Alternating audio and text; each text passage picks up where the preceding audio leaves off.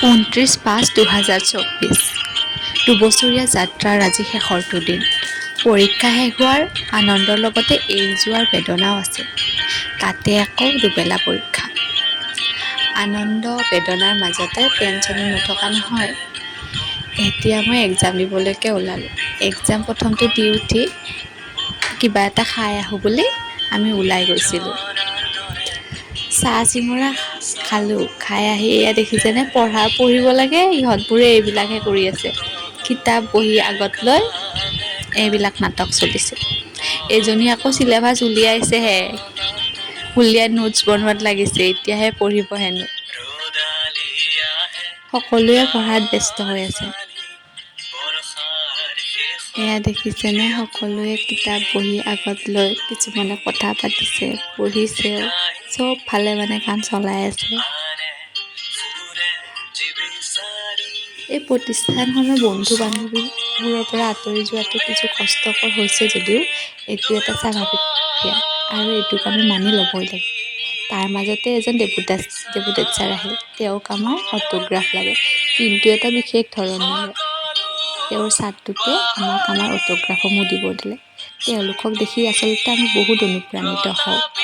এনেকুৱা বয়সতো ইমান ধৈৰ্য সহ্য সহকাৰে কিবা এটা নতুন শিকাৰ তেওঁলোকৰ যি দৌৰিবাৰ হেঁপাহ, তেওঁলোকক চেলুট জনাইছোঁ। তেওঁলোকৰ পৰা বহুতখিনি শিকিব পাৰিলোঁ। আশা কৰিছোঁ তেওঁলোক যাতে সুস্থ সবল হৈ থাকে আৰু এনেকৈ যাতে তেওঁলোকৰ মনটো ডেকা হৈ থাকে। বয়সেৰে আমাৰ দেউতাহঁততকৈও ডাঙৰ হ'ব, তথাপি মনবোৰ যেন একেবাৰে কুমলীয়া। আমাৰ লগত একেলগে বন্ধুত্বসুলভ ব্যৱহাৰ কৰে। তেওঁলোকে সকলো কামতে আগভাগ লয় আৰু আমাক আগুৱাই যোৱাত সহায় কৰিছে। সকলোৱে ছাৰক অটোগ্ৰাফ দিলে, শুভেচ্ছা বাণীও দিলে। পিছবেলাৰ পৰীক্ষাটো আমি দিব গ'লোঁ। এয়া পিছবেলাৰ পৰীক্ষাটো দি উঠাৰ দৃশ্য। সকলোৱে পৰীক্ষা শেষ হোৱাৰ আনন্দত মনৰ উৎসাহতে চিঞৰ বাখৰ কৰিলে।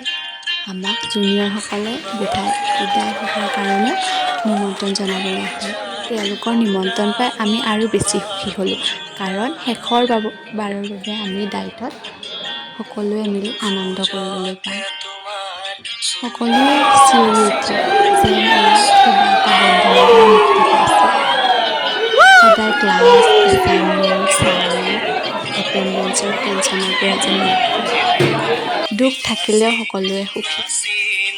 তাৰপিছত ফিল্ডত আহি সকলোৱে চাৰ্টত লিখা পৰ্বটো আৰম্ভ কৰিলোঁ, লগতে ফটোগ্ৰাফ তোলা।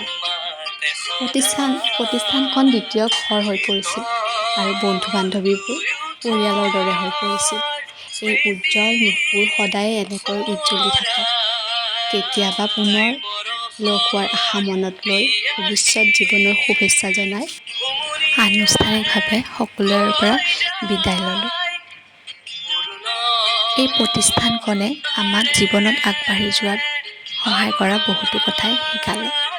প্ৰতিষ্ঠানখনক ধন্যবাদ জ্ঞাপন কৰিলোঁ, লগতে ছাৰ বাইদেউসকলকো ধন্যবাদ জ্ঞাপন কৰি এই প্ৰতিষ্ঠানখনৰ পৰা আনুষ্ঠানিকভাৱে বিদায় গ্ৰহণ কৰিলোঁ।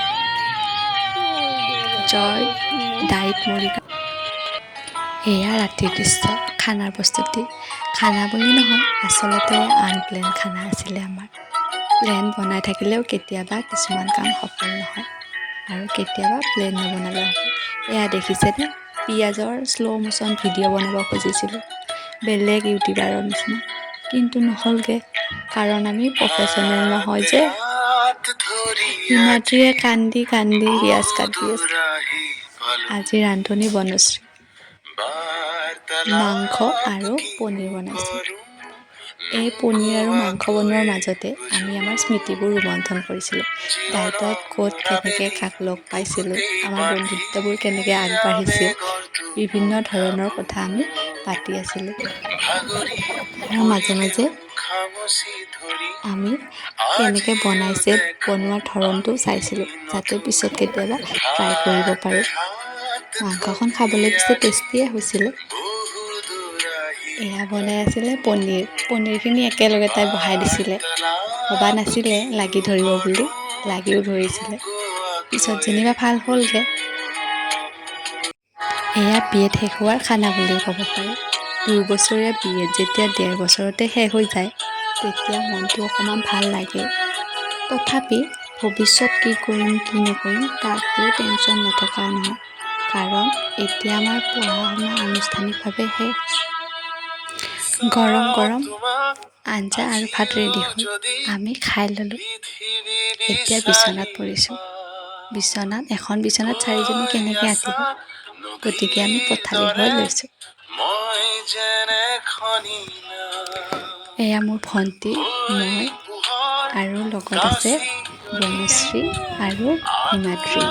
আমি গোটেইকেইজনী এতিয়া শুওঁ দেই। Good night.